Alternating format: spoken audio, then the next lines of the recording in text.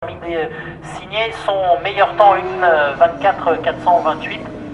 Sébastien Prullière qui est pas mal dans ce premier partiel le concernant par rapport à des temps qu'il avait fait durant la deuxième séance d'essai chronométré. On va voir dans quelques instants où va se situer la performance de Sébastien Prullière. Je vous rappelle son chrono de référence avant qu'il ne débouche au 1:24,630.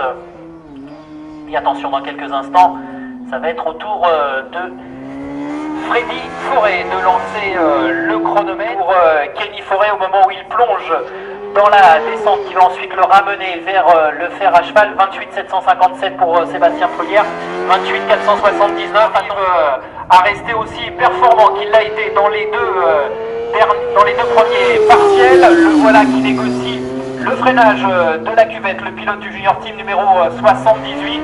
La réaccélération, la remontée au bout de la ligne droite, le voici.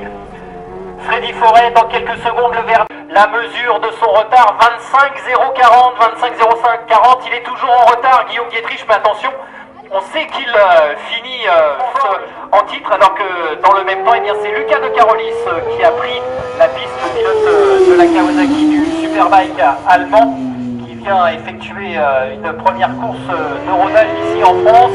Attention à Guillaume Dietrich qui va ressortir, le voici, de la cuvette. Carolis très en phase avec sa machine, très fluide dans son pilotage. Il va remonter vers le fer à cheval. On va avoir dans quelques secondes le deuxième passage au deuxième intermédiaire, 24,972 pour Freddy Forêt et cette Kawasaki. Numéro 16, la descente, la cuvette et le freinage très appuyé avant la remontée, la réaccélération sur la ligne droite des stands. Lucas de Carolis qui émerge du Julien Millet qui continue son effort en direction de la remontée vers le fer à cheval et du deuxième intermédiaire.